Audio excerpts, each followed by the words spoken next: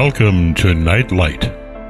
Step away from the mainstream and gather around as we enlighten the world and our realities and travel this cosmic journey we call life.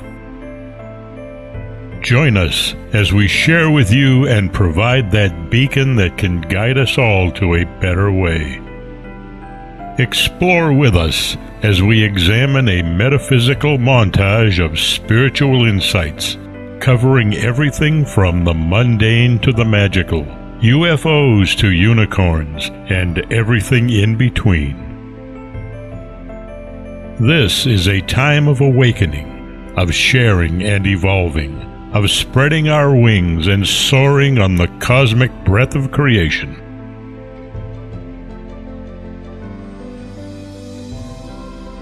Come and join with other light-minded spirits as we weave our lights together to seek understanding, enlightenment, and, with a little luck, some wisdom.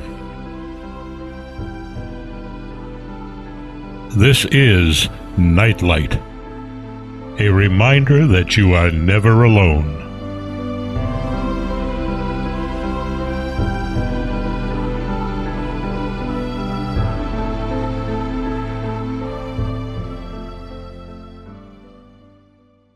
Class was the circle. It's not a class, it's a circle. The circle was put together because, to be honest with you, I was terribly frustrated. There was nobody to talk real spiritual stuff with. And while Deb and Jeannie, are fabulous for that, it felt to me as though a larger group would help all of us to sort of grow even more. So putting this circle together, or circles together, is very selfish of me, because I am actually learning so much from the whole process that it's profound. One of the things that has become really, really clear to me is, though many people say that they are a spiritual light worker, or a spiritual this, or a spiritual that, or they are walking a spiritual pathway, I'm not really sure all of us really are coming from the same definition of the word. And I've been trying to figure out a way to get across at least my perception of the word and how I've utilized it in my long life to get to where I am today. And spirituality is not really something you think. So many people feel that they meditate and they pray, and therefore that makes them spiritual. And what I am coming to realize is that's not the true meaning of being a spiritual person. You're thinking something, you're praying, you're putting your energy out there asking for stuff. But spirituality, true spirituality, is not a thought; it is an action. So that you are not if you're sitting and meditating and praying, 12 hours a day, you're not being spiritual. You're trying to do something, but you're not actually being a spiritual person. You're not on a spiritual pathway. You're sitting in place asking.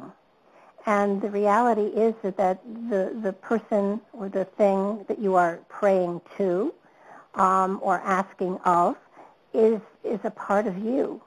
So that basically it's more important to get in touch with that spirit within you, to work together to make your life, this journey, a better, more bountiful one. Spirituality is an action. It's a practice. It's not a philosophy. You don't think. You are. There's a big difference. I can sit and I can pray for hours and hours, or meditate, and then go out and not treat people well. But say I'm a spiritual person because I've spent so much time in prayer and in meditation. So basically, what I'm trying to say to you is, being on a spiritual journey, being a spiritual entity, we're all spiritual entity. We all have a fragment of that spiritual etheric energy that created us. We're all spiritual beings. But to be on a spiritual journey means you're practicing the spiritual concepts that you carry within you. So it's trying to wrap minds around this is really it's tough. It's tough for all of us because, frankly, I took classes in spiritual development and I thought that made me spiritual, and the reality is I was wrong. But you do live and you do learn. Everybody has their own definition of spirituality and how they think they should practice, and it's wonderful to get together so we can compare notes, so we can kind of figure out what fits perfectly for us, because each of us are unique. Each of us are very, very different, and we all have our own inner truths that we have learned, that we have sort of put together all of our lifetime from birth to now. And those inner truths are what we're basing everything on. And as we grow, they're supposed to expand. They're supposed to, broaden. They're supposed to evolve as the spirit within us evolves as well.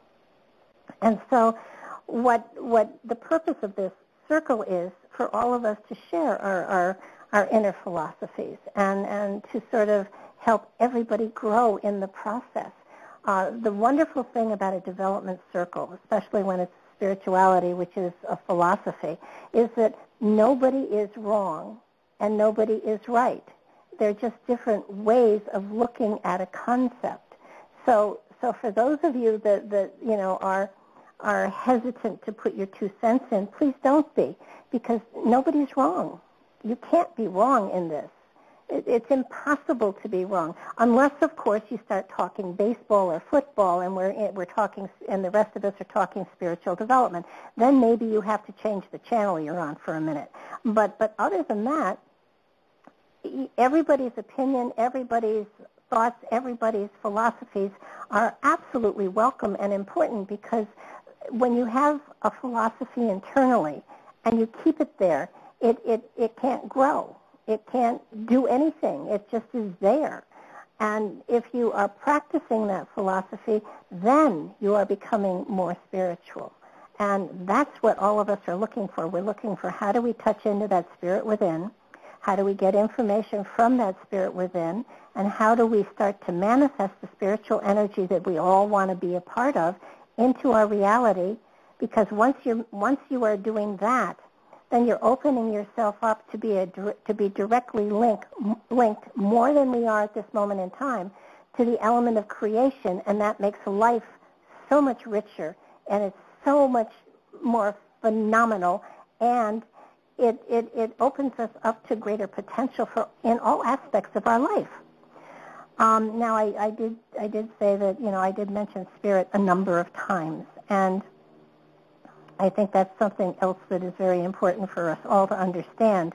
And I'm going to try to go back to the time before creation to sort of give you an idea of and an understanding of how big it all really is. It's not as easy as saying, pardon me, there's God and there's us, because that's not the case. That's not the case at all. Let's go back to the beginning. In the beginning, there was nothing. And then there was an energy. And I don't know where the energy came from. I'm not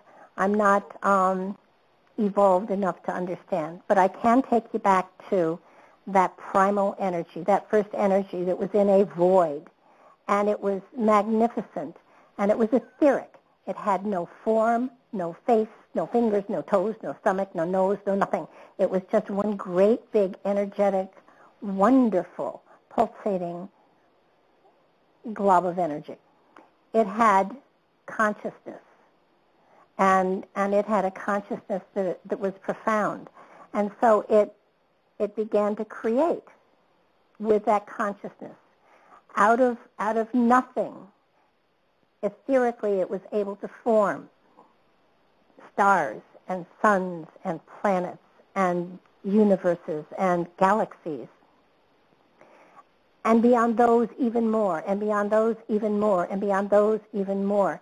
It evolved to the place, to the time, where as far as new things to do, it sort of it looked around and it wanted to continue, but it didn't know how. And so for a long time, it just sort of glowed there and evolved there, and then it understood that it got to a point, a time, where it needed to fragment, and so it did. And it fragmented totally. And it I guess stardust is the best way to put it. Somebody said that last night, and I like the term. And that stardust, it flew out all over creation, or what was creation at that time. And that stardust settled in millions and billions of different places. It was the essence of that etheric energy that created everything else. And the speck was as powerful as the totality. And as those specks landed on different atmospheres, on different planets, on different cultures, and there were no cultures, on different planets, on different atmospheres, the etheric bodies, the etheric energies, took on bodies that were adaptable to the environment wherein they rested or they landed. So, in essence, I'm saying we were not created by a person. No one sat down and said, I'm going to create a man. We were a speck of energy that fell to Earth, and our form was created by us at that time as a consciousness, as an energy. We created a form wherein we could physically manifest and physically touch into the reality that we were upon.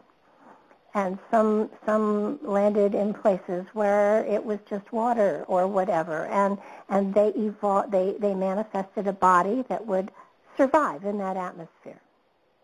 So those specks of the infinite that landed on the Earth plane in the beginning evolved into humans. Now, this is not the natural evolution that scientists, try to shove down our throats.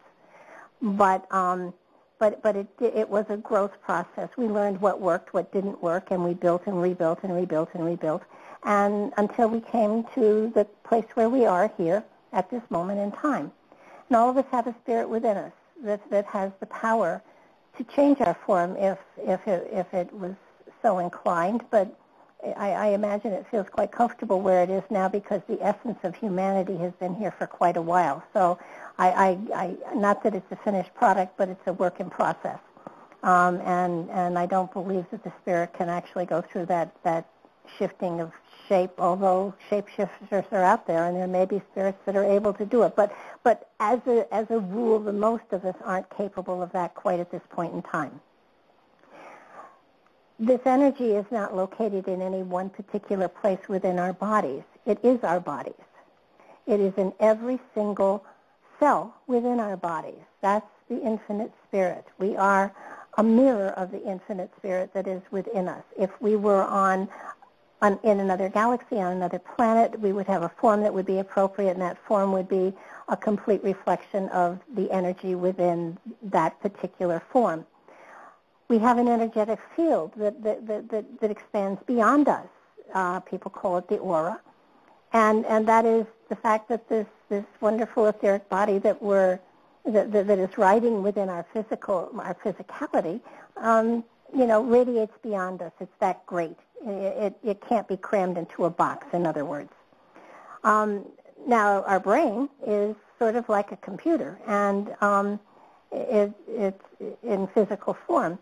And it's the logical part of the consciousness that rests within us. It's a very small part of it, to say the least. But the brain is just it's a logical function of consciousness, but it's not the total consciousness. And if I had to give you a percentage, I would say that 20% of the spirit is focused on keeping the brain running, and the other 80% is in a spiritual form, in an etheric form that is riding through this particular lifetime in this particular earth plane, and learning and growing. And it's a segue, but I have to explain something here too. Spiritually speaking, that life, that the essence of our life form is not in any way, shape, or form caring about the mundane reality that we are existing through. The routines that we go through day to day. The spirit evolving, it really could care less if you do the laundry. Now, it is important to do laundry, otherwise you walk around naked and then you're socially unacceptable, unless you have a great body and people appreciate it, but I digress. So that the greater part of the spirit that is within us is more concerned with how are we blending with humanity? How are we touching each other? How are we interacting with kindness, love, and generosity unconditionally with those people around us?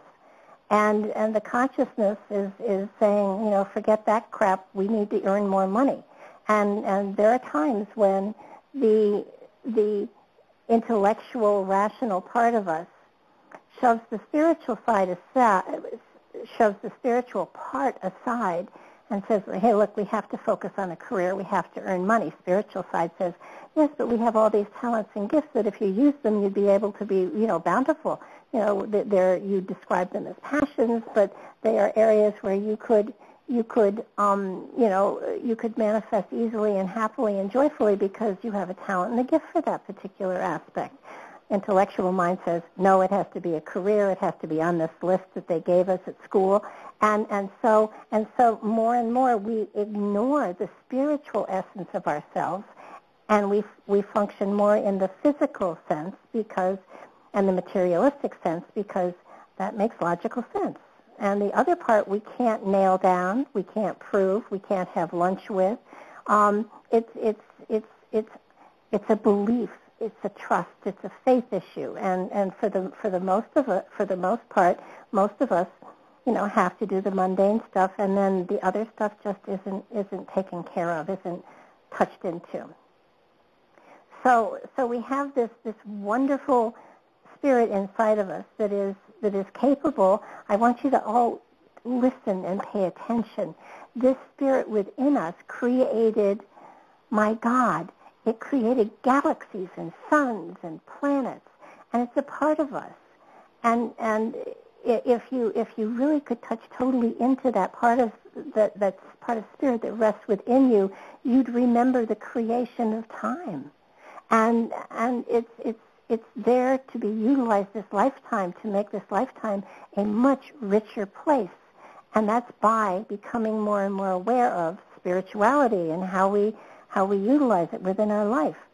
So am I sitting or standing here or leaning here, whichever I happen to be doing, telling you carry a part of the infinite, what one would call God, inside of you, and it's fully formed and aware and anxious to work with you. And yeah, I am. I'm saying that you have in you the power to create miracles for the right reason.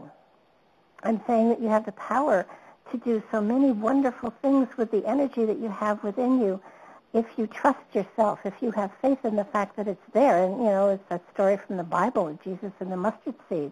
You can move mountains. You really can. I want to go into also, before we go into this other stuff, the concept of God. God is man-made, actually. We make gods out of things we don't understand or out of things that are more powerful. Primitive man couldn't explain fire, so the gods gave us that, and so they created a god, someone who was omniscient, greater than, wiser than, more powerful. In reality, we as humans have made it a habit of explaining the unknown with stories and creating gods out of those who are more powerful or wise. worshiping others who we perceive as above us in knowledge and physical abilities. Thank you. I know what omnipotent is. I just can't say it. The simple truth is we're all created equally. We all have the same fragment, the same crystal, the same speck of the infinite inside of ourselves. And what happens is some people touch into it and use it more than others. It's accessible to everyone. All of us have the same opportunity. Whether or not we reach for it is a whole other ball of wax. But we all have access to unlimited energy and wisdom, but not all, are willing to take that step. It's my feeling, my sincere feeling, that because you guys, and last night's guys, and some are overlapping, because you really want to understand this process, you really want to reach for that energy, you really want to share with humanity all of the wonderful stuff that we all carry within us. And it's a matter of energy. It's not magic, although we describe it as magic.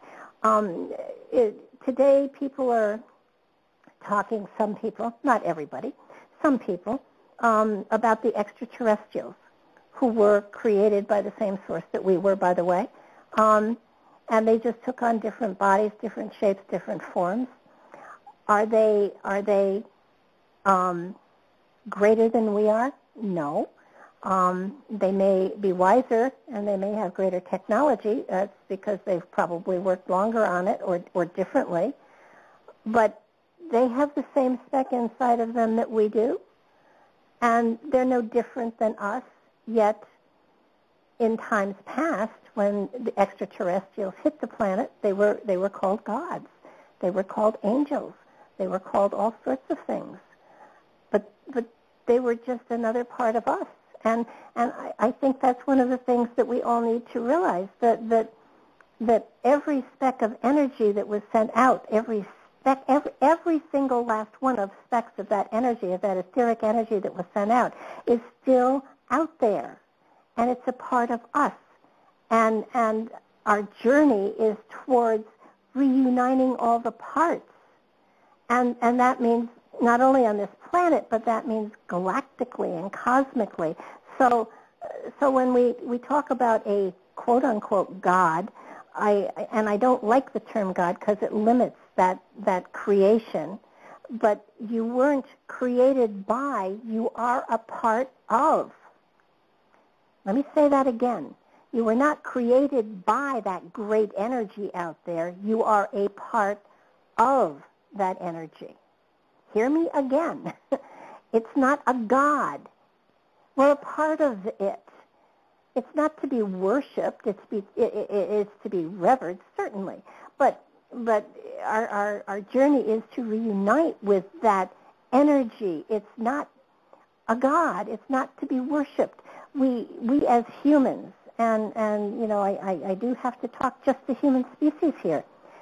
When we see something that is more powerful, that we perceive it as more powerful, we make it a god and we worship it.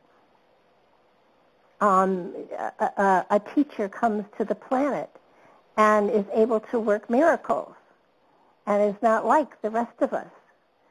So first we kill it, then we worship it.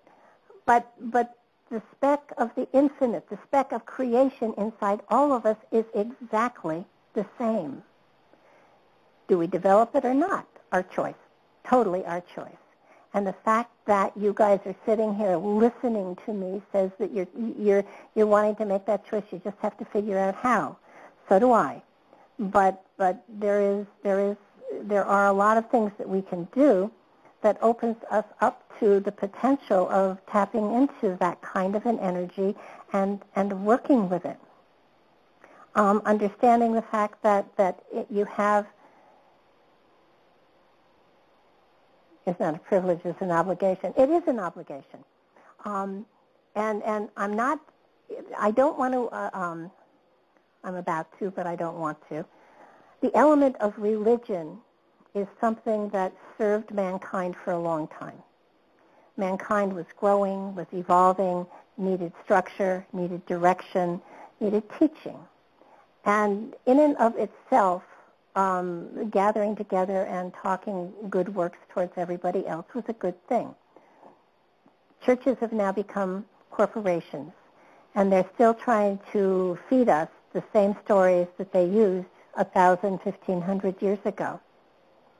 If the churches had evolved in their perception of reality and how to use energy, we probably would value the religious aspects of life far more.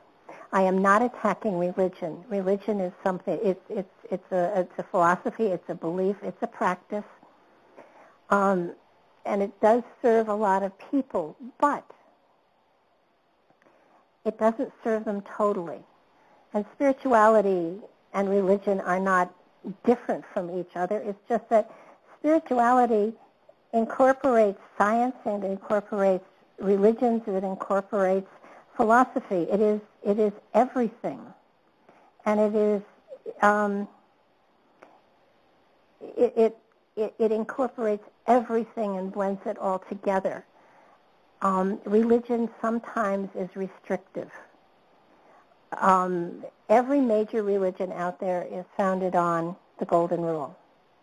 And if every religion, every form of worship has at its foundation the Golden Rule, and I'll print out for you a whole list of the different religions and everything and how they mouth it, it has to make sense. So if kindness and love and treating others as you want to be treated yourself is the foundation of all of the major religions out there, certainly it would seem that it is also a part of walking a spiritual pathway. So what I'm saying is, I don't want to in any way tell you shouldn't pray, because prayer is a wonderful way of talking to yourself. Prayer is a wonderful way of making a point to yourself. You have to understand you're talking to that part of the infinite that you carry within. When that energy out there fragmented, you became the carrier, spiritually speaking. So what we're talking about is, are there hierarchies of intelligent beings out there? Absolutely. Absolutely. There are cultures and civilizations and species out there that are far ahead of us. But you don't worship them. You know, you want to learn from them, certainly, but you don't worship them. And mankind, humans, tend to do that. We tend to make a god of what we don't understand. God is, so that's why I call it infinite spirit, because it is spiritual, it is a spirit, and it's infinite, because you don't know how many specks of stardust were scattered. So we will constantly, in our journeys through time, in our journeys through evolution, in our journeys towards back the source of creation, we'll meet up with other forms that have that same speck inside of them. And so it's important that we recognize it's within everybody. Now, I forget which culture it is. I should remember, but I'm on a roll here, so I'm not going to Google it and find out. But that term, namaste, I honor the spirit within you, is a wonderful greeting, and it's a wonderful farewell. I honor the spirit in you. And acknowledging and saying, I know you carry the same spirit in you that I carry within me. And we're both working towards getting back to the source of all creation, which is an amazing feat. Now, how do we do that? And how do we get to that place where we can really talk to the spirit within us? I'm going to get a little irreverent here. It will not be the last time, I promise you. Being psychic and being a medium does not mean that you're on a spiritual journey. I mean, everybody's on a spiritual journey. Everybody is learning and stuff like that. But in the terminology, that label of psychic and medium does not necessarily mean that that person is on a spiritual journey as far as their own spirituality goes. Everybody is a little bit psychic.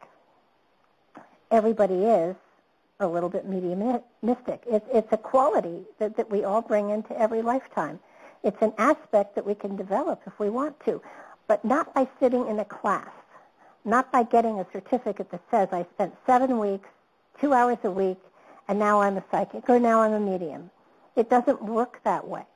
It would be nice if it did. Then we wouldn't be sitting here chatting like we are.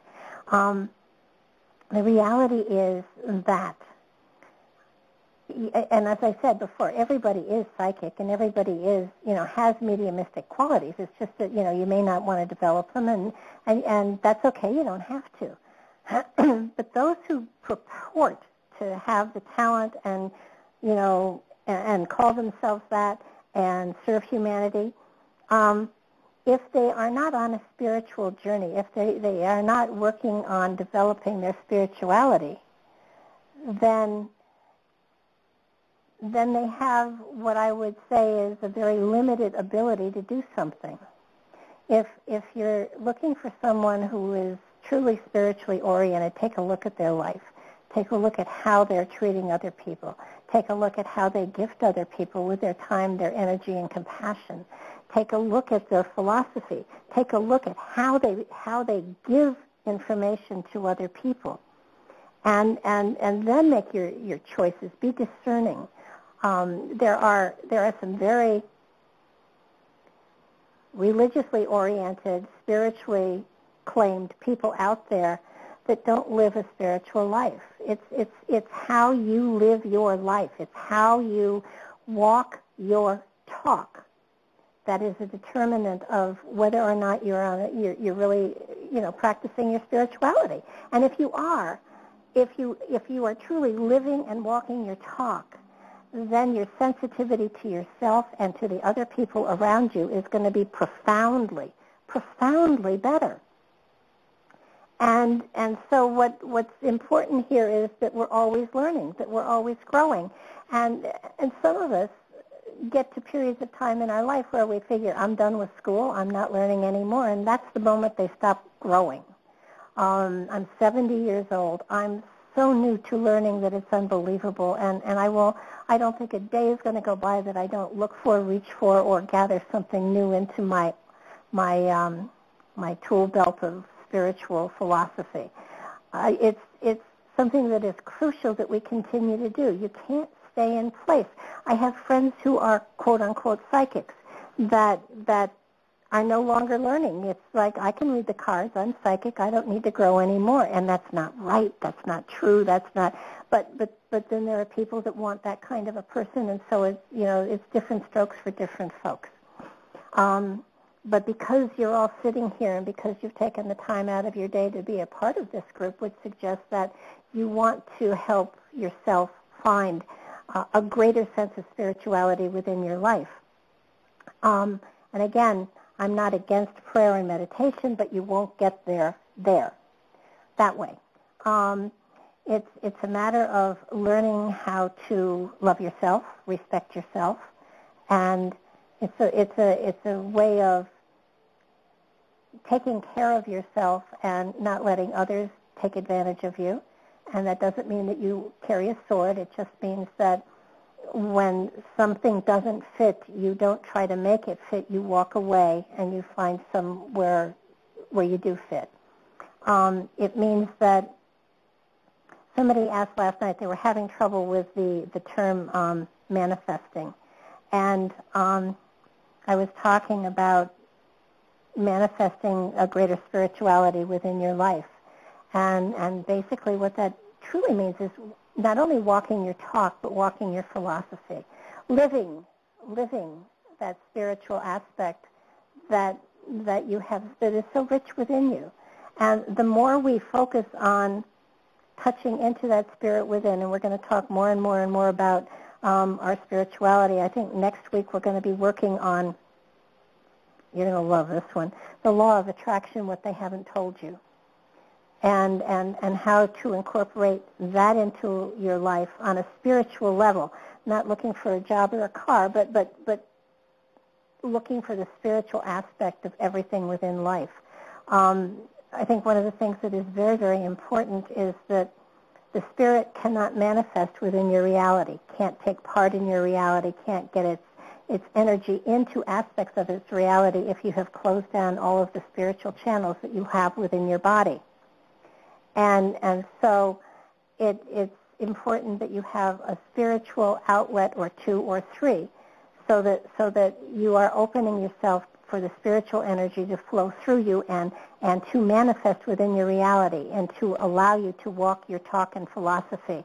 I've been very, very fortunate in that in my life I've had different things happen so that at least at this point in time, I'm able to really focus myself into the study of it and the sharing of it and stretching myself into it even more so than I ever did before. A lot of you have jobs. A lot of you, I'm not saying quit your jobs. I'm saying understand that part of being spiritual is perception. And part of perception is taking a look and understanding that you have choices. And you can perceive any situation that you're going through as a positive or as a not so positive. And it becomes what you perceive it. You have that power. You can take a disaster and you can perceive it as a disaster, or you can perceive it as an amazing turning point in your life. My last husband was a wonderful man, but he died. And it was amazing how in the past, if I go back 20 years, I would have probably rolled up into a little ball and said, wake me in 20 years because my life is over. But because of everything that I've learned, it was, isn't it wonderful he's gone on to a better place? Isn't it wonderful that I have the opportunity now to be able to counsel people who have lost their mate and be able to give them, be able to talk to them and say, I understand exactly how you feel. And so it's amazing how that perception changed the whole way I moved forward in time. And it's up to us. We have the choice, and I think that's the biggest thing that I really want to open you all up to. Nothing is as it seems. You can make massive changes in your life just by perceiving things in a different way. It's your choice. It's totally your choice. And to be open, to allow yourself to take control of situations. I've had times in my life where people have taken extreme advantage of me. And early on in my life, when I was much younger, my way of dealing with it was getting back at them, getting even, making sure the truth was, told. And the reality is when I did that, I got in the way of the universe's balancing the situation out, and I mucked things up even worse. Today, well, hopefully today, but recently I've had that opportunity again, and instead of, getting out my sword and deciding to get even, I walked away. And something, I felt so much better because I took control of my life, my situation, my direction, and I just walked away. No, did I get angry and did I yell and scream and call somebody a nasty word? You betcha I did. But I didn't do it on the internet, and I walked away. And that was a conscious choice. And we all have those moments in our life over and over and over and over. So it's really important that we consciously pay attention to how we are dealing with a situation, how we are focusing ourselves, how we are moving forward through time. And if you're just moving forward through time on a physical, mundane level, then congratulations, you're moving forward on time. The spirit within you is along for the ride, and next lifetime probably you'll allow it to manifest more. But when you realize there's that other part of you, when you realize that there is a greater part of you that is the higher consciousness, the part of you that has the creative magic attached to it, maybe it's time to sit down and realize that if I reached for that part of life, I would be able to pull that aspect in and experience that magic as well. And I have to tell you, I promise you, it's magic.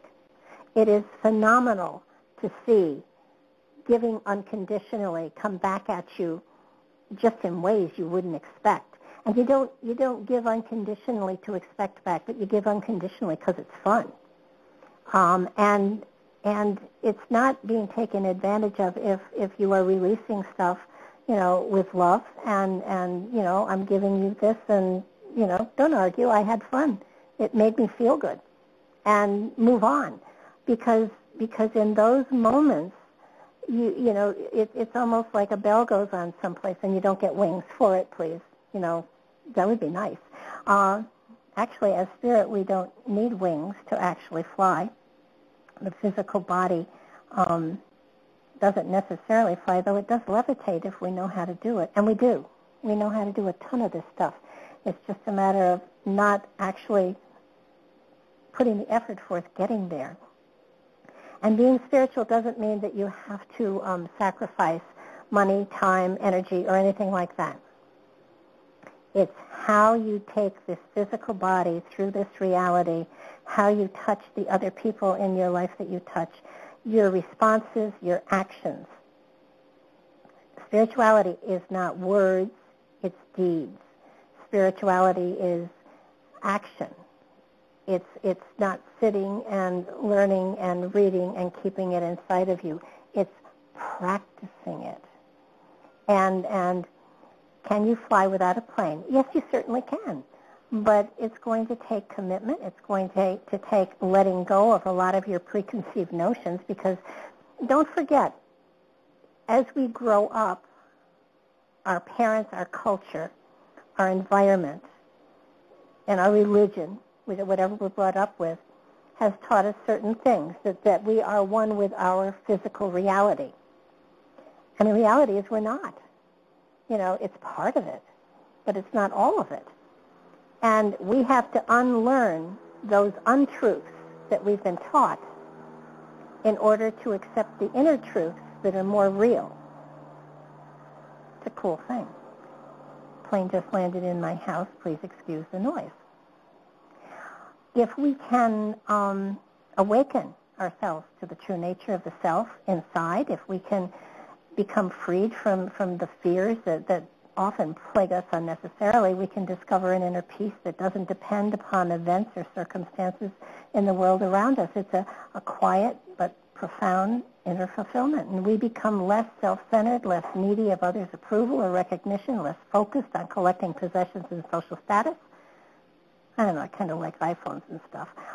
We can become happier, healthier, more loving people.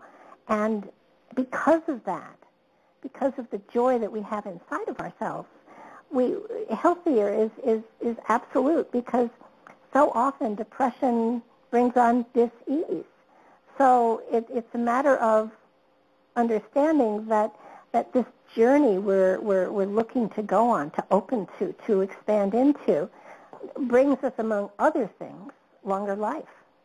The reason that the human life expansion is sort of stagnant where it is. Our bodies, by the way, were built, our avatars that we're riding in as a spirit, were built for about 120 years. But because of how we have allowed ourselves to be sucked so totally into the physical, mundane reality, they don't last quite as long because we abuse them. And so it's important to know that if we can get back to where we belong as far as a balance between the higher and the lower consciousness, we'll come into a time where our body, our time frame here on the earth plane, this lifetime, is greatly expanded because we will have found better truths within ourselves that, that we can expand in and grow through. One thing that I neglected to tell you guys about is if you go down to your little smiley face, that little ninja there, the black ninja that's there, if you put that up in the chat room, we'll open your microphone so you can talk to me. I did not mean to be lecturing here. I was kind of waiting for somebody to decide they had something they wanted to say. Didn't tell, like the little spy guy. If you want to put that up in for demonstration purposes only, very funny. I may open your microphone anyhow.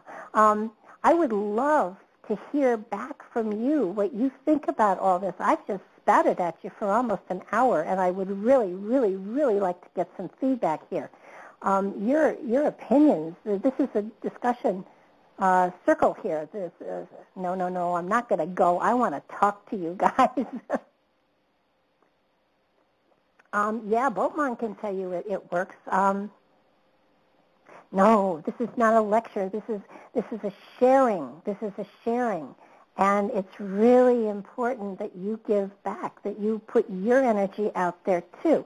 I can spout at you all day, but the reality is if you share with me, then I grow.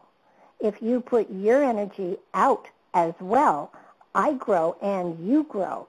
So that let's be fair and let's everybody share here, because it makes for a lot more interesting stuff and more exciting, because you all carry so much material, so much wisdom inside of you. To be honest, I want to take it and use it and incorporate it into mine, as you're doing with me. So too would I like to do with you. So I'm going to just hop in, and I'm going to open Sharon's microphone, and traumatize her greatly. Hi Sharon, are you there? I am here. Hi there. I warned you. So tell me, fair warning, you could, just so you know, not to flush a toilet or something. So why are you here? I mean, what is it about a spiritual development circle that pulled you in? Well, I have been in the process of finding my spirituality, and I really am wanting to develop whatever it is that's missing from my manifestation process. And I know it's all in alignment with the divine. And recently, I've come to understand just how divine we all are. And and in one aspect that makes me very nervous, because there's all that potentiality right there behind it, and yet I want it, but it's a matter of how do I be with that? How, bringing it all together. That's where I'm at. It is overwhelming, and when you start to realize that it isn't that we were created by a God. We are a part of a God, if you want to use that term. We are gods in training.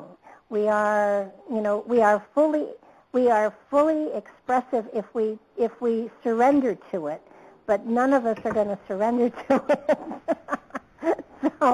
So it's a matter of working in cooperation with it. It is overwhelming, because we've been taught that we are subservient to instead of a part of.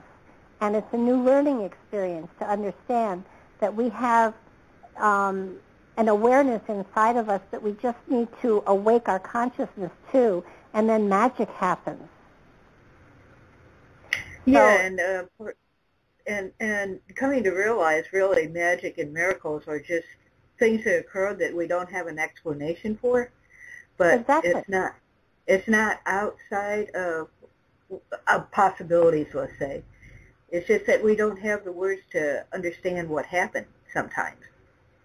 Exactly. And the thing that I think that all of us are going to wrestle with to a certain degree is that thinking something keeps it in the mundane. Allowing and flowing with something takes it into the spiritual. So reasoning something out holds it in the intellectual aspect.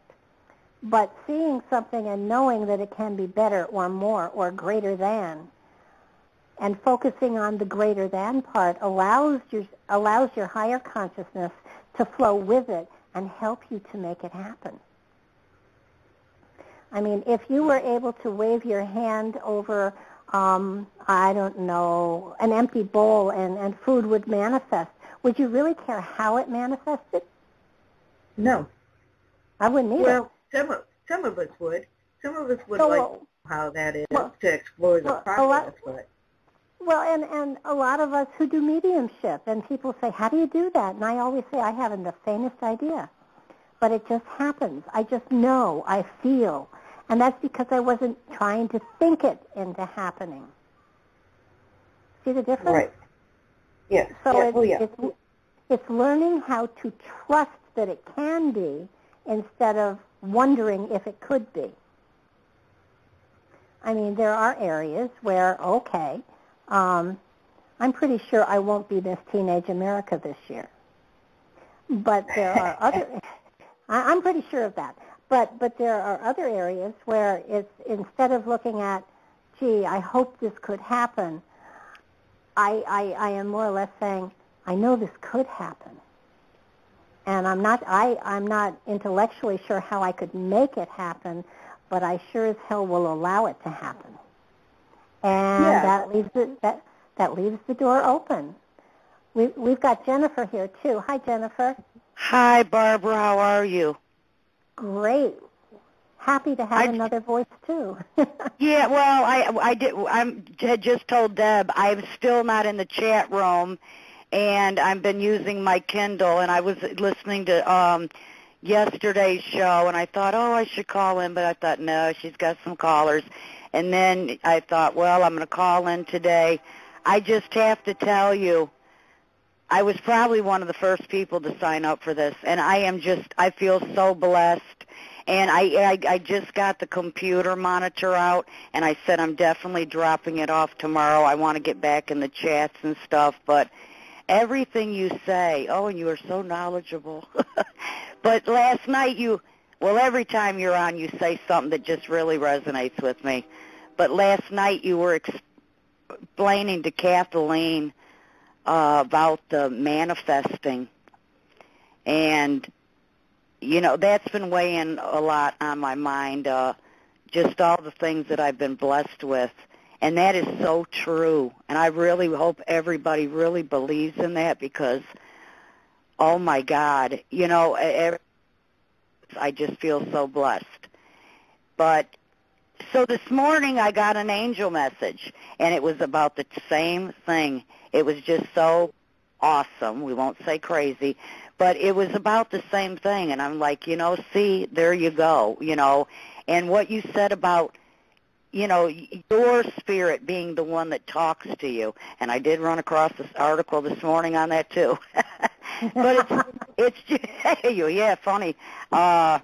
Wait till I tell you about the seagull that showed up my yard that day. But this is so, and I feel so blessed, and I really, really do hope everybody just really, really pays attention to what's being said in here and participates, and you keep doing this because this is a gift. This is a gift. It really is. And I'm just so honored to be in on this. I really am. Well, You're a great teacher. Oh, no, I'm... No, you are, Barbara. You are. You don't give yourself enough credit. Well, you know something? I find that when people give themselves too much credit, they're on a pedestal. They're not that kind. No, we won't go there. But I am just sharing what I have learned, and it's you know I think that it's very, very important for all of you guys to realize that I'm just touching into that higher consciousness. That's all I'm doing. And you can do the same thing, and you can bring, greater perception and greater explanation into every discussion. The cool thing is when, it's when people gather, their energy, really intermingles. And so not only do I have access to your stuff, but you have access to mine. And the cool thing is that the more we have an interaction of voices talking back and forth, that we all learn, and it's a wonderful, wonderful experience. This is very much like when I work with another medium. When I work with another medium, our energies blend together, and we're each able to do more. And so this is what we've got going on here. This is a development circle. It means everybody's going to develop. And yes. What's phenomenal is every extra voice that is put into these concepts intensifies where the wisdom goes. One voice is one energy, and it's a good voice. But when there are two voices, or three voices, or four voices, the message goes further. So that even if all you're doing is saying, wow, I agree with that, I feel the same way, that's another voice, that's another energy, that's another degree of insight and intensity that gets sent out there. So for all of you, I know a lot of people are very, very nervous about actually talking on the air, and a lot of people... Not me. I want you to know I put this on Facebook twice, I think, in the same day. Yes, you did. And over I saw the first one. Okay, over 50 people signed up. Oh, I know. That's just awesome.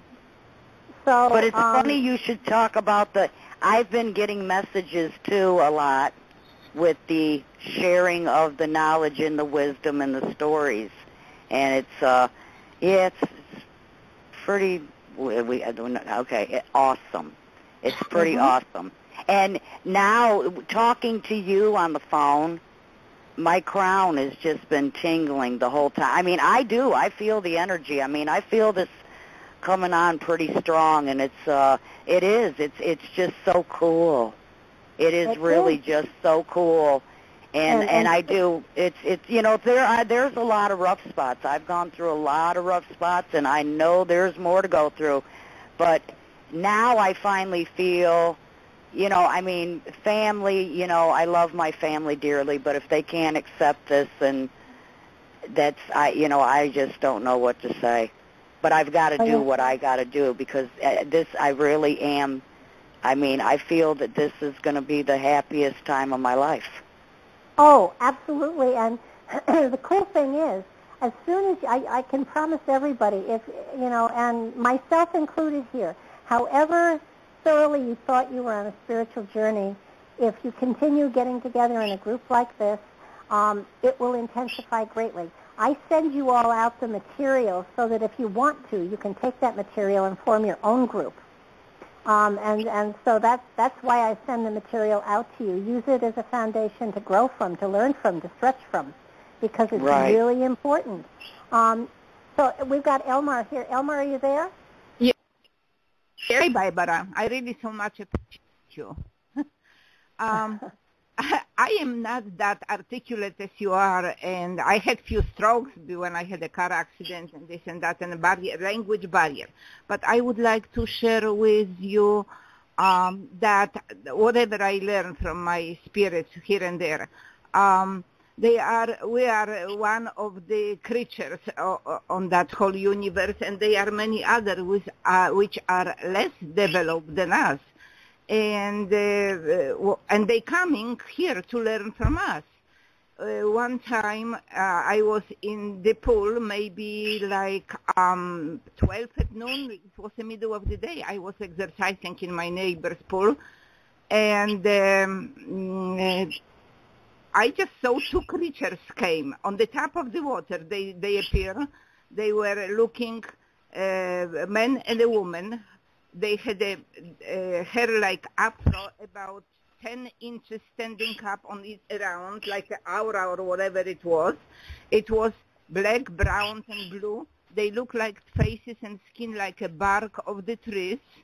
I draw the pictures of them, but I could never forget them. And I am not afraid of anything. I think I was born that way. And they were looking at me, and I was trying to, I didn't get any message straight. I didn't. It was a long while, maybe 2-3 minutes, I did see them. And I blessed them. I simply blessed them because I thought when they came, they need some help. So I put my hands up and I blessed them. And then they disappear. And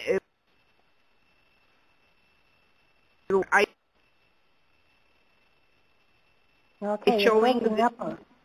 I am breaking up. Oh my goodness. Yeah. I start seeing in my third eye some creatures coming surrounding me, and they did not look really very nice. I mean, because we are used to look how the cat look and lion and us. These people were kind of a more ugly looking, but I didn't do nothing. It's just, to scare them or whatever. But when I was asking, are they trying to harm me? Or what, that kind of a question I was asking them. And they were sending me love to my heart. And they still do. And they may be maybe little more than a year around me, and I see them. The only problem I have with them, that they little cover my third eye, because I think they don't want me to see them a lot. So my real...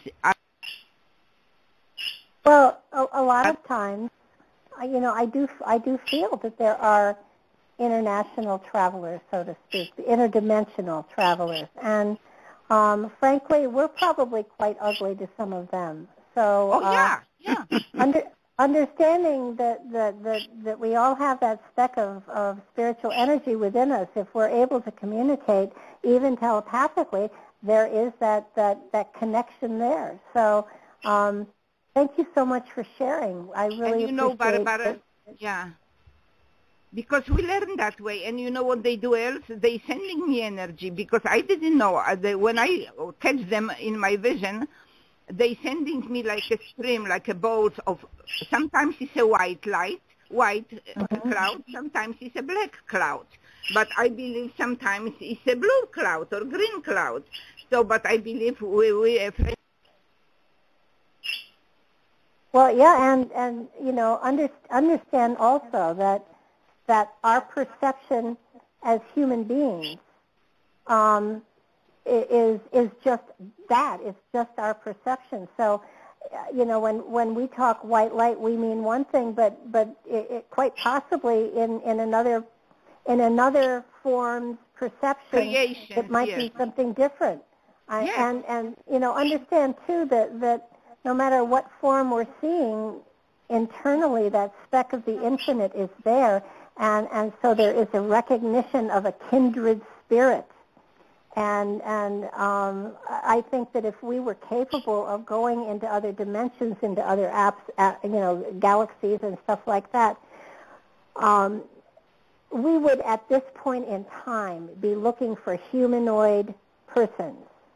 We would not be looking for spiritual brothers.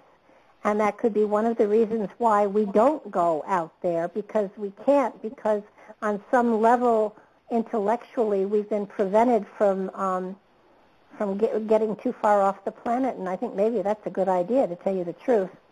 And you don't need spaceships to do that kind of traveling.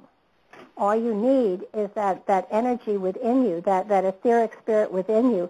That's where the real travel is. That's where the ability to touch into other realities is. And I think that what most people don't understand, and I think that's how interdimensional travel happens. That's how people do go interdimensionally. That's how they do travel. It's not in a spaceship. It's spiritually speaking, and that spirit can take on whatever form it needs to exist in whatever place it decides to go. So that's the way I see travel happening in the future, learning how to actually etherically go from this body to another place and reform in that place.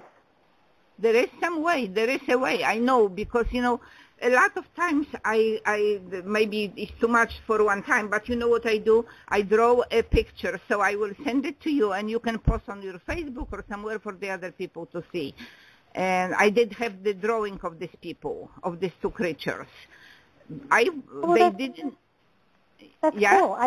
That would be great. Sure, send it to me. I'll be happy to post it. Because I did not, they didn't make me feel afraid of any kind. Okay, well, thank you so very much for sharing with us. Okay, I have some more for another time. I don't want to take all the time available. Okay, thank you for calling in. Thank you. Okay, Sharon, your mic is still open, so is yours, Jennifer. Wanted to talk a little bit about, we touched on it, that recognizing that we carry a part of what at one time we would have called God inside of us, that we hold within us a part of creation. I don't know about you, but that makes me feel very special.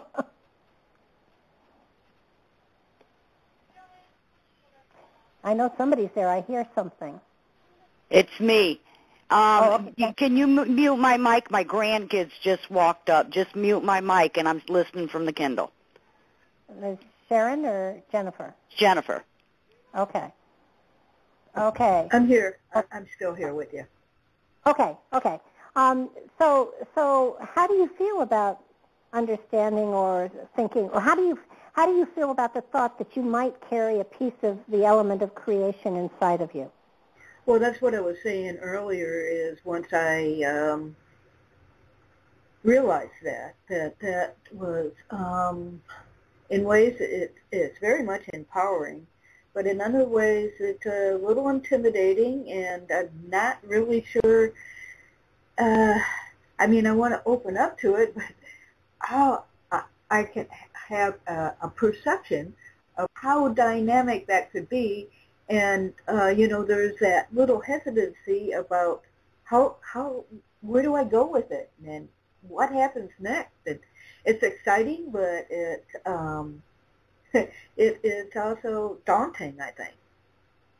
Well, yeah, I guess it is, except that is the true nature of yourself.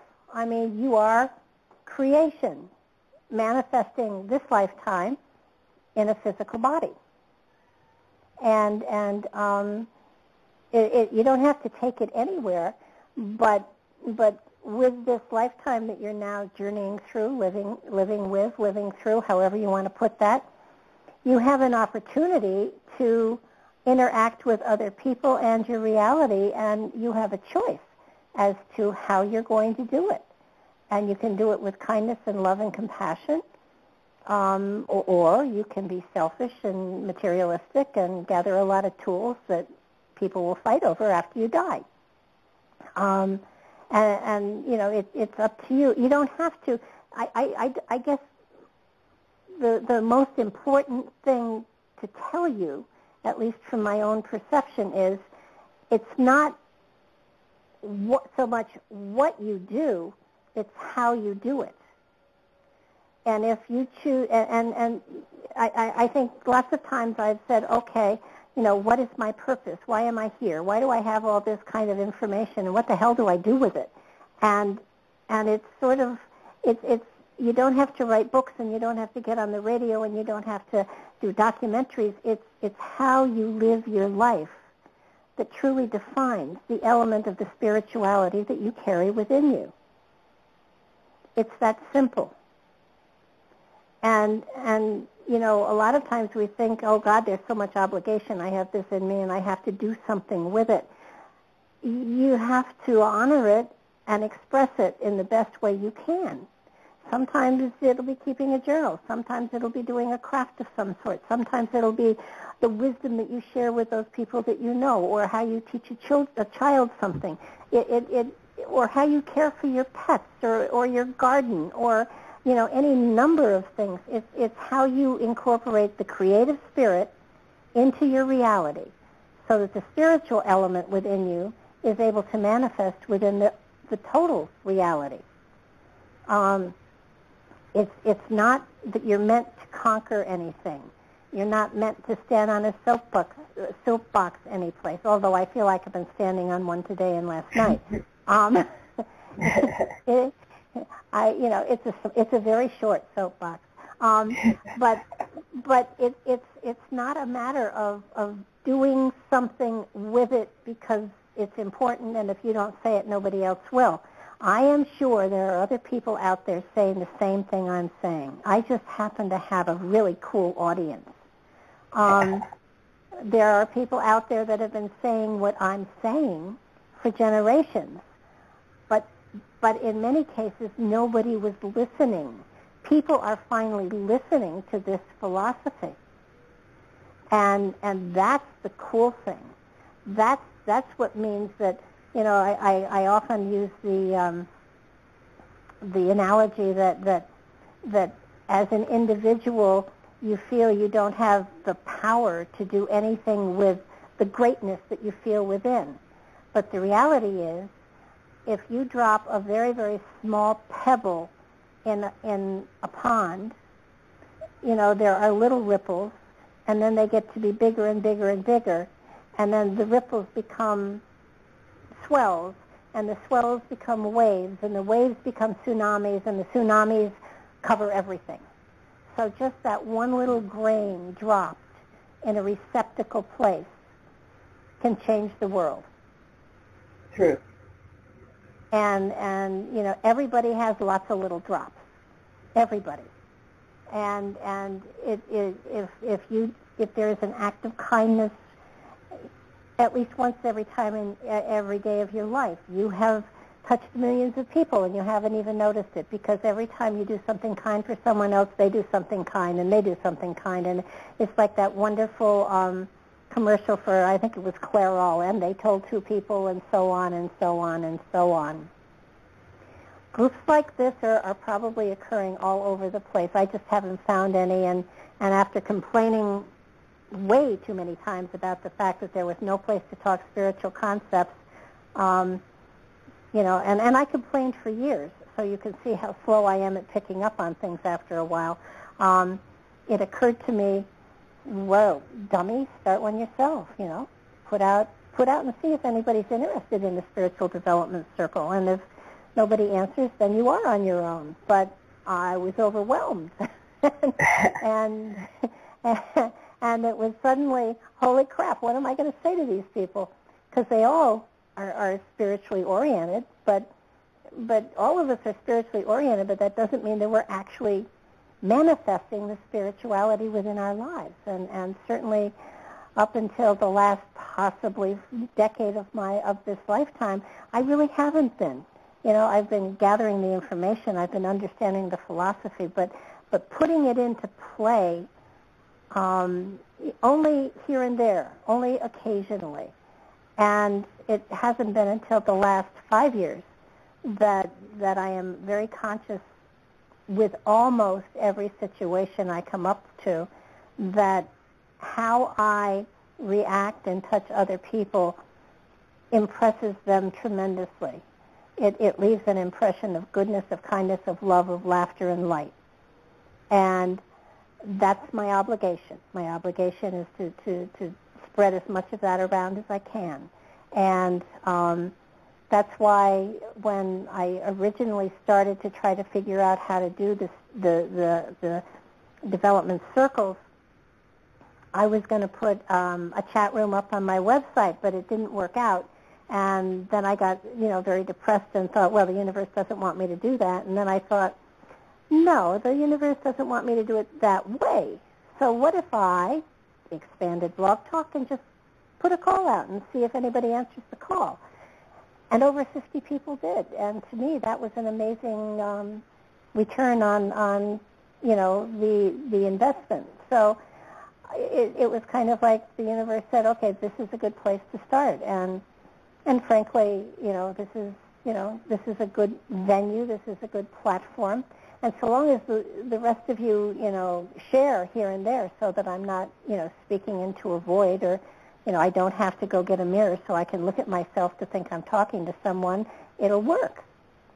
Yeah. Well, and my process, I haven't been at this near as long as you have. I mean, way back when, I think mine really started with Edgar Casey, and when I found that, I was just, wow, I was overwhelmed, first of all, with all the information that he had downloaded. But it started me, I used to be really angry and rage a lot, and it finally dawned on me that was really kind of stupid. And because I was hurting myself. I mean, I was always not in a happy place. And anymore, I mean, that's where I strive to be now, is my happy place. And I set my intention every morning to be happy no matter what happens. And the process, part of the process, too, is when other people come in to my area that aren't happy, how to deal with that, how to stay disconnected from them, stay connected with my own happiness, and then still be able to, live. Yeah, I mean, you're well. Yeah, I can relate to that. I find that when I have to counsel people, when people are most especially with the loss of a loved one, I get a lot of those calls, and I can certainly relate to, a mother, father, spouse, and I can talk to them compassionately about what's going on and their hurt and everything, and I find that with every conversation, when I can get them to laugh, I know that they're going to be okay, that there is healing that is taking place, that is, that they are able to touch that place within themselves that allows laughter to happen even at a time of terrible hurt. That and it's not a comedy act, I don't make fun or anything like that, but when I can get them to chuckle, when I can get them to laugh just a little bit, I know that there is a channel there for love to come in and heal, that there is a channel that they can reach to, and that's where the joy comes in. That's where the understanding comes in. That's where, yes, a loved one is gone, but they're in a better place. They're with people that love them. They don't hurt anymore. They're content. Most of the time, the tears are because there's a gaping hole in our lives. And what do we fill it with? Well, people will fill it with all kinds of different things, that's for sure. Yes, they do. Some appropriate, some not so. But the element of joy, joy has compassion, joy has understanding. It's not a comedy hour, but it's joy. And I think when you said happy, I heard joy, because being joyful about life and being joyful about the moment and understanding that again, how you perceive it is how it becomes. So if you are perceiving joy and happiness and stuff like that, no matter what comes your way, then you have an opportunity to address whatever issues or roadblocks are there in a more caring, loving manner.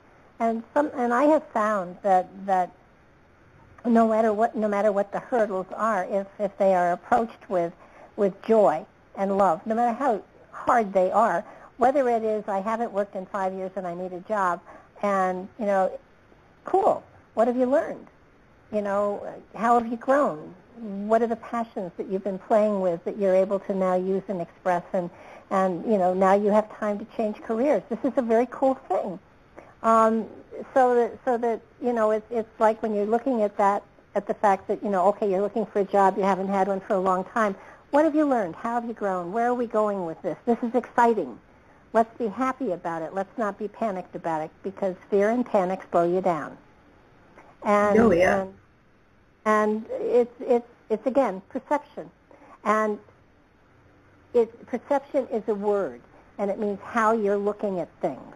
And, I know that there are people going through things that say, well, she doesn't understand that this is miserable and this is that. And if you talk it, that's what it becomes. Exactly. If you put that kind of energy on it, it is going to just keep you in a spiral of unhappiness. We all have challenges. And the thing is, like what they say is how you deal with it. And I know I've had some stuff happen to me that emotionally it's taken me a while to get over it, and to really see that like I was on the outside. I mean, I got hit by the energy, but it wasn't really my energy. It wasn't me. It was somebody else's stuff. But it took me a long time to let go of that and realize that it wasn't mine and to move on. And so that's one of my things right now is releasing all the energies, giving it all back. Anybody who sent me their energy, I'm sending it back to them. I'm taking mine back from wherever it is, and moving on. Absolutely. But it's taken me a long time to get to that point, though. Well, it does, and even once you reach that point, sometimes you fall off the train and you get back on. It's realizing that we have total control of our lives. We truly do. Lots of times when people lose a relationship or lose a job, it merely means that you've outgrown that particular aspect of life and it's time to move into another one. And there should be excitement. But thank God, I outgrew that. Now I have time for something bigger. Let's make it better. And then it's sort of like, well, what's coming next? And the answer is something bigger and something better. So let's make ready for it. Whatever you need to do to make ready to have even more wonderful stuff coming into your life, then that's what you do. And spirituality, the aspect of spirituality has to do with all of that. Okay, this happened. I outgrew it. That means that's great. Let's take a look at what are the talents and skills that now I can apply to whatever comes my way. And that makes it greater, and that makes it richer, and that makes it far more phenomenal. And so it's what we're doing is I'm hopeful, is changing our thought process, reprogramming a mind that has been conditioned by mundane little thinkers and reprogramming it to expand for a greater spiritual awareness that is inside. Does that make sense? Yeah, definitely. It's like we have taken on other people's beliefs and from the time we were young. I mean, even in the world, we're getting other people's perceptions and belief systems coming in, and it is now the process to examine those, let go of those that don't have anything to do with us, and really just to start looking at, okay, where did that come from? Does that have any validity in my life right now? It may have at one time, but now it may not. And that also, once you start releasing those, that gives you a whole different space within yourself, too, absolutely. area to explore. Well, understand when we're born, we have a totally evolved spirit within us who cannot communicate because it can't make the muscles move and it can't, so it's a little frustrated. That, by the way, is the reason a lot of babies cry. Not because they're wet or hungry, but because they're frustrated that they can't tell you how stupid you are talking baby talk to them. But I digress. So they've got a brain that is going to learn in the first 5 years of its life 80% of what it's ever going to use in lifetime. And what happens is parents, teachers, culture, environment, heritage, all of those aspects begin to program the brain before we have a chance to program it ourselves. So the reality is, our first job here is to reprogram ourselves. And religion is in there too. Religion has programmed us into a certain belief system that for a spiritual philosophy is very limited. And I'm not saying discard religion, because lots of people really need it. But I am saying expand it. Allow it to expand, or allow something else to grow right next to it that enhances it. But we have all of these concepts that people have told us that we had to live by. And the reality is, no, we don't. Some of those concepts have been handed down father to son, mother to daughter for generations. And they don't serve the time in which they are being utilized. They haven't evolved. They are the same concepts and perceptions that have been around for 100, 200, 300 years. And they don't serve the time any longer. And a spiritually oriented person is in conflict when it comes to deprogramming themselves and reprogramming themselves to expand into the new awareness that is going on inside of them. It's a scary thing. But this doesn't work, so I'm going to let go of it. And, will I be damned to hell? Well, if you're a spiritual person, you understand there is no hell. That's a biblical concept. So damning you to hell, a place that doesn't exist, is not really the end of the world. The fact that we are traveling through time, this is not a one-stop deal. We are going lifetime to lifetime to lifetime. We are gathering information. We are growing. We are expanding. We are becoming wiser. And when next we come into this plane, we will be even wiser still, and still have to be frustrated for a couple of years until we get control of what's going on. But indigo children are being born with this awareness already. So the human spirit is getting smarter, and is coming into is coming into an evolution with that awareness already. So it's helping. I think a lot of us are caught on the in between. We have to deprogram and reprogram. Indigo children don't have to. They've got it all there already, and it's amazing to speak to some of these indigos. I mean, they have a few things to learn. Don't get me wrong, but sure. But they have a lot of the programming already there, and we have to work on it. We have to deprogram and reprogram, and it's something that's very important in order for our spiritual awareness, and to suddenly have to look at a concept that we've been brought up believing was carved in stone, and understanding that it doesn't work anymore, and letting go of it is not an easy thing to do. It takes time. It takes questions. It takes questioning, and lots of times we're afraid to question because we're afraid people will think that we're crazy. And I think a lot of things, even science, has to be questioned, because a lot of the things science is coming up with just don't work. I mean, they just don't work. Look at Albert Einstein. Everybody thought he was the poster boy for everything, and very few, if any, of his theories have ever been proven. Yet we all think he was right. They're all theories. Yeah, that's exactly that. And a theory is a fact that has not been proven, so it's not a fact. So, and because we were told that he was brilliant and everything, we believe it. But he was probably just like the rest of us, and a little scared at all the attention he got. So it's sort of like we've all been told a lot of things that don't hold water. It's appropriate to question. If you guys don't throw questions at me, I can't figure out if what I'm saying is appropriate for that moment in time. If you don't question, if you don't question something, if it doesn't stand up to questioning, then it doesn't hold water. Then it isn't worth talking about. Then it well, doesn't hold.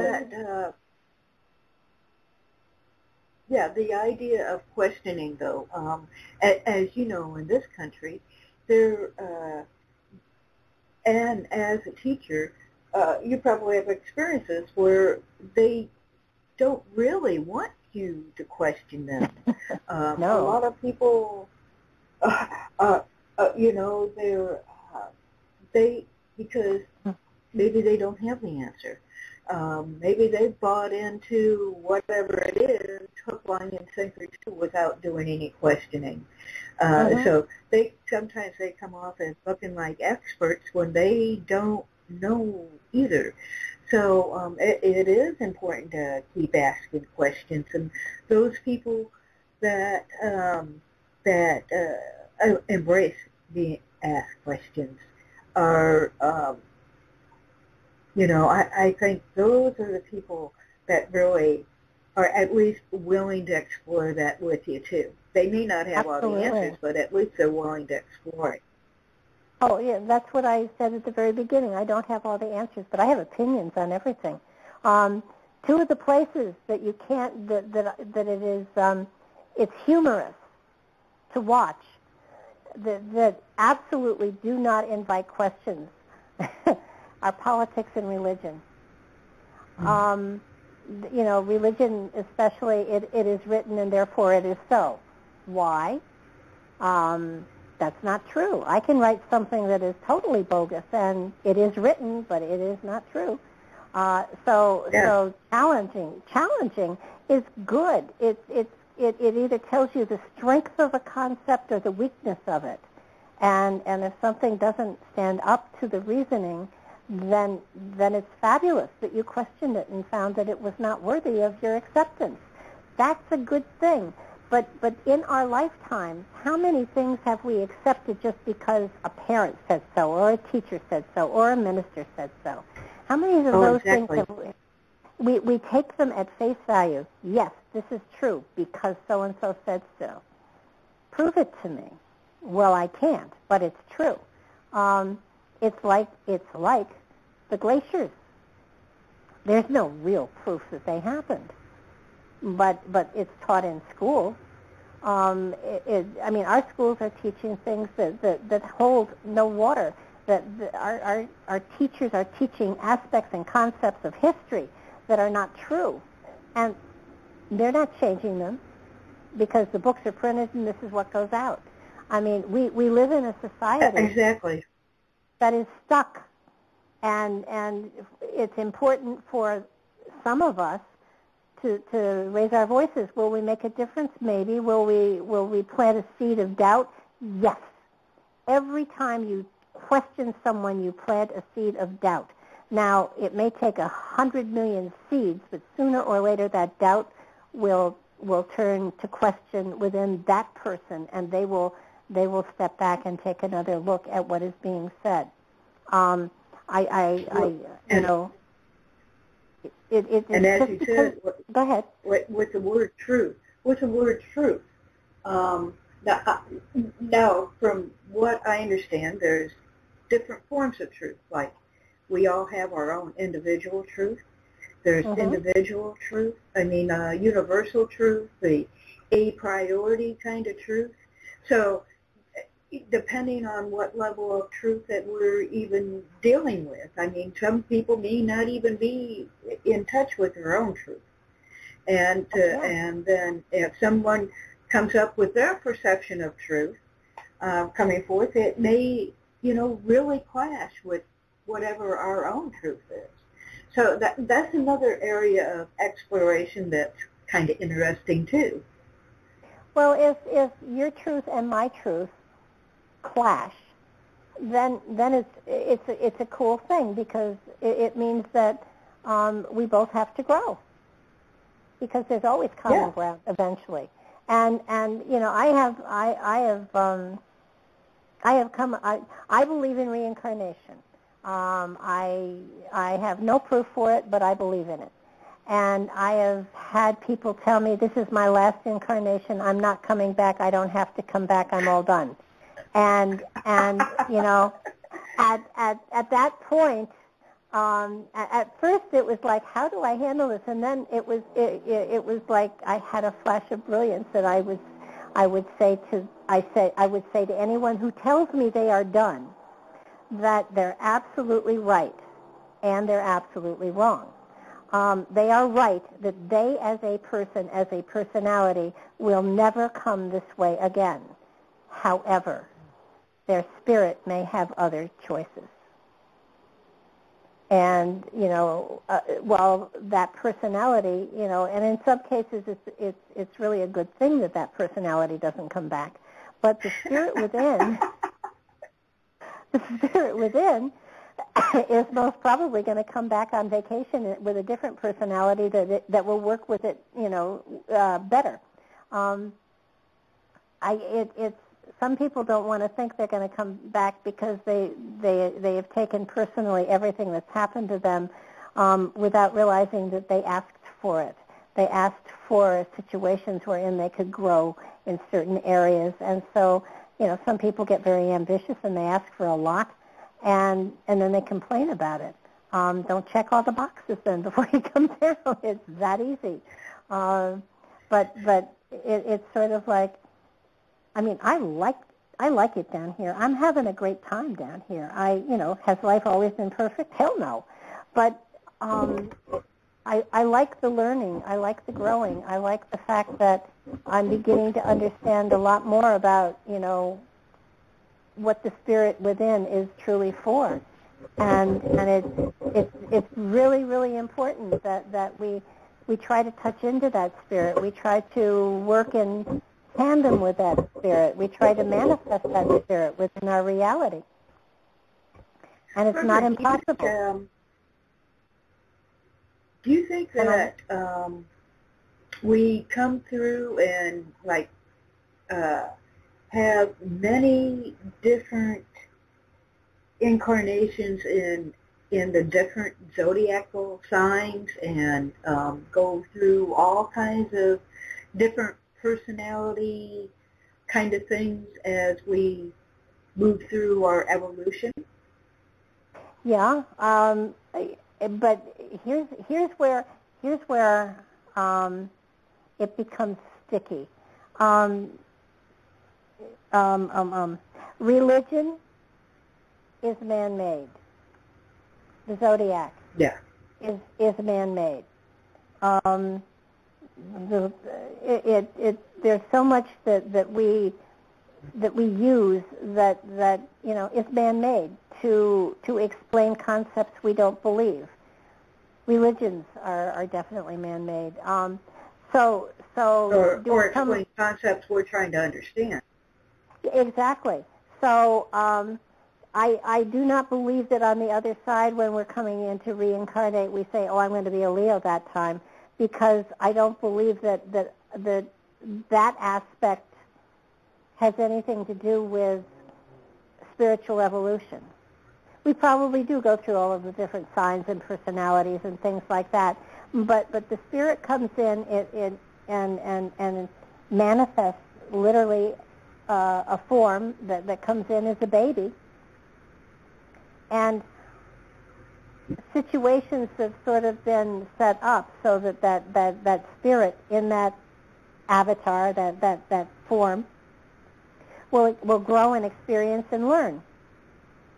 It doesn't have anything to do with astrological signs. It doesn't have anything to do with religion. It doesn't have anything to do with what country they're from or what ethnic group they're a part of. It's the spirit, and it's growing and experiencing.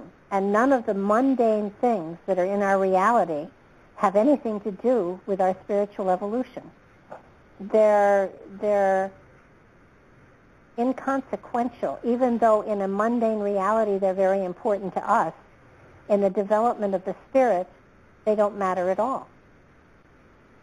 And it's hard for me to wrap myself around sometimes too that the spirit inside of me is evolving on spiritual matters that have to do with how I treat others, with how I am giving that loving nature out there to other people has nothing to do with who I contribute to, what religion I practice, or choose to be affiliated with.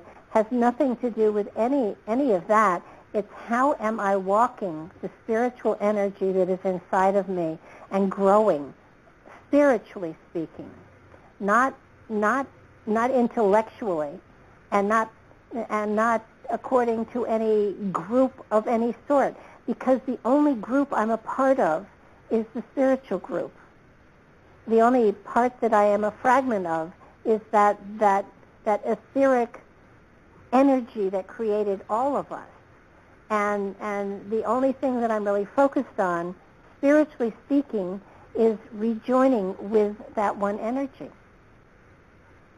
So all of this, all of our homes and our cars and everything in the spiritual light doesn't mean anything. How big our home is, what kind of car we drive, if we have a car, how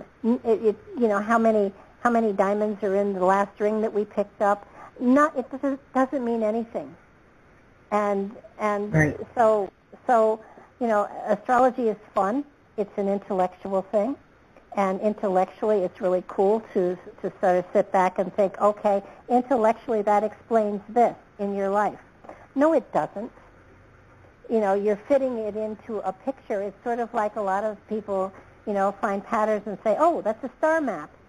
Sure it is. I mean, you can sprinkle sand on a plate and say that's a star map, and if you twist it around enough, it will fit some of the stars that are in the sky, no doubt. But it doesn't mean anything.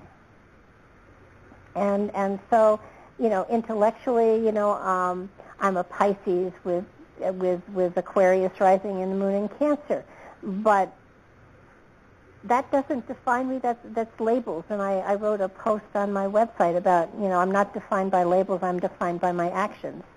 And, you can hang all the labels you want on yourself as far as, mother, wife, teacher, counselor, healer, mystic, psychic, intuit. All of those labels are just labels.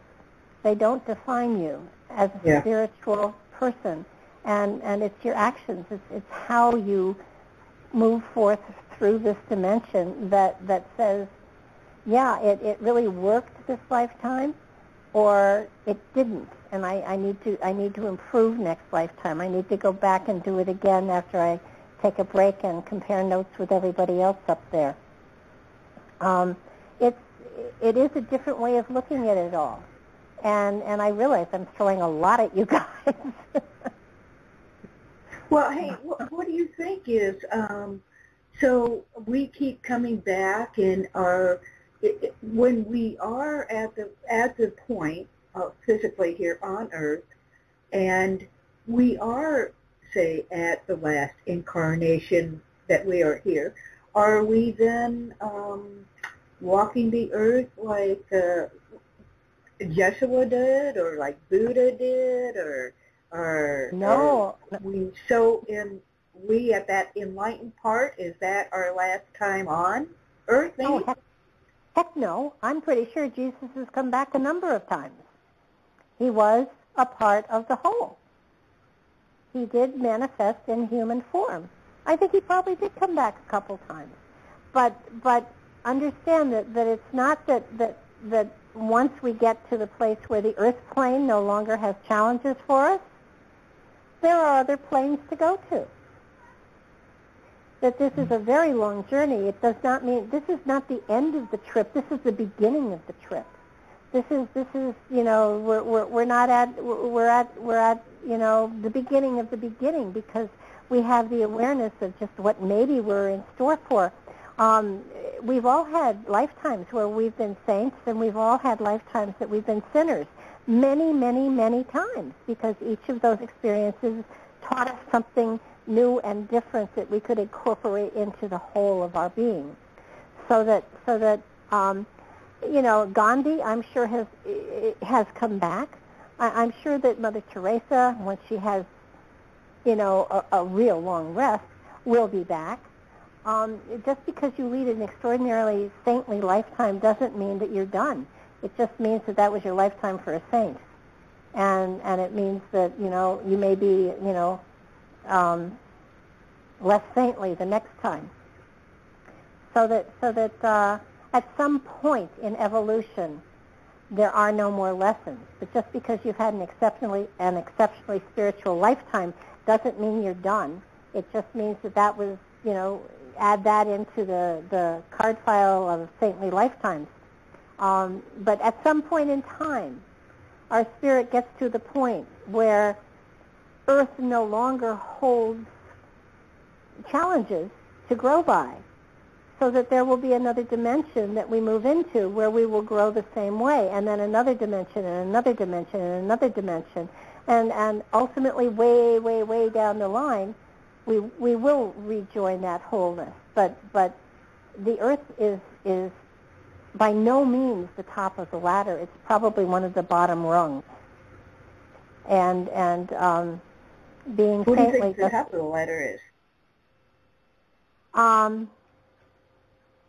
That's a good question. And speaking from a human consciousness unable to perceive that far ahead, it's tough to even guesstimate what it is. I would say that every rung would be another dimension, would be another form of life, and that ultimately at the top of the ladder is a reuniting with the totality of creation. But at that moment in time, that energy probably will say, I need to fragment again, and it's like, oh God, no, and off we'll go again. I think it's the journey and what we're learning that is so important, because we bring it back to a shared consciousness. And I do believe there is a spiritual shared consciousness out there, and I do believe that at this point in time we can touch into it. It's just a matter of being able to put our conscious mind, our rational mind, to sleep, our ego asleep, so that we can blend with that energy. And if and when we do that, we will find that the element of spirit guides is something that does not exist, that a spirit guide is really that spirit within you that you're talking to, that guardian angels really aren't out there. They're in there.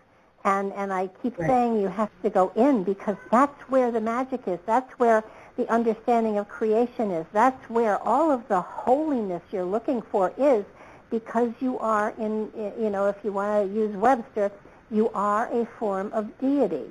Now, nobody's going to worship me or you or anybody in the chat room probably, but that's because we're all the same, and we all have that same quality. It's sort of like we're all the same, so that nobody's greater than anybody else. Nobody's wiser than anybody else. It's just that some people are able to touch into that inner wisdom a little bit better, but that doesn't make them the smartest one on the block. It just means that they found the key to the door faster than somebody else did. Their personality allowed them to sort of blend in to that energetic flow of energy ahead of others, but it doesn't mean that the others don't have it too. They just haven't found it yet. That's all.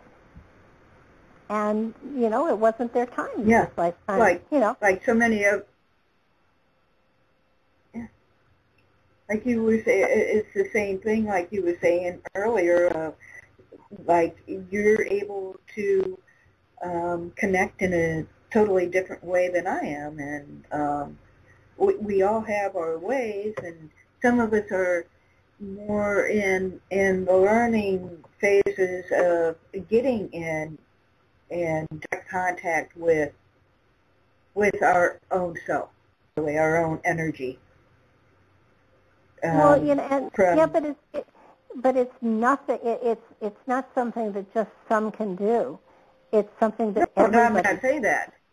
Yeah, okay. Everybody can do it, but more people, like for instance, you are at a different place as far as how you can touch your energy than where I'm at. Like everybody is an individual, and the way they touch their energy, or even if they're even aware of their own energy, but how we use our own energy to bring ourselves more into divine alignment and become more in tune with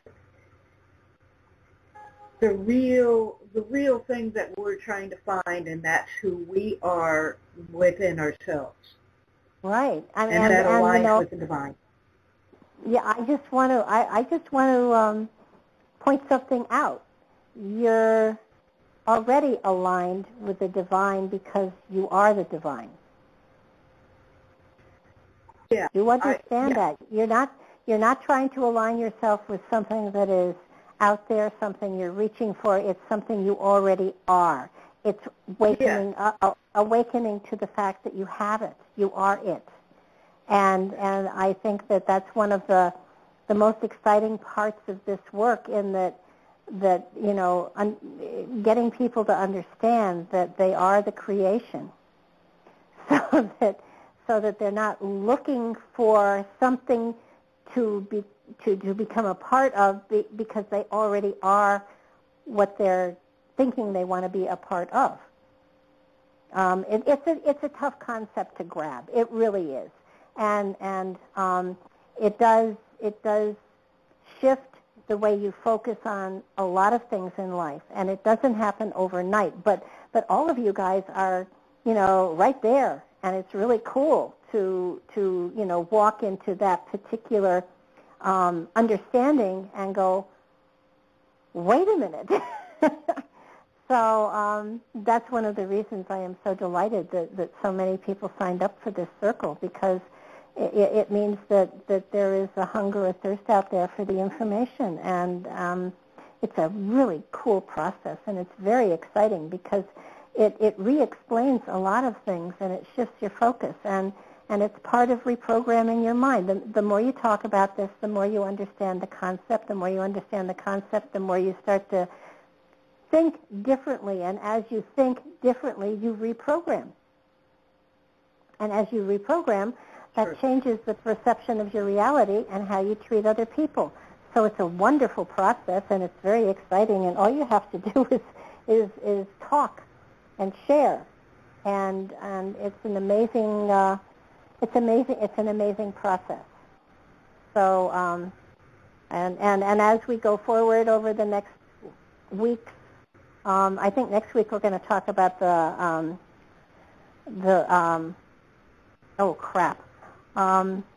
going to talk about the law of attraction. I don't want to talk about crap. No. We're going to talk about the law of attraction, what they didn't tell you. And the law of attraction is one of those cosmic laws. And I am not going to talk relationship with other people at all. I am going to talk about the relationship with yourself. And I'm going to talk about how you use that law of attraction to increase your energy and tap into the spirit. So it's a cool thing. So, and the one thing I'm going to say again to this group that I said last night, it isn't prayer and it isn't meditation. That doesn't make you spiritual. It just makes you tranquil and floaty. It's the pathway, the journey of spirituality is one of manifestation, and it's one of walking your talk. And that's what we're focused on. We're focused on making your talk better and then walking it. That works for me. Okay. I do thank you. I just noticed the time. I'm going to have to sign off here, but thank you so much for talking to me.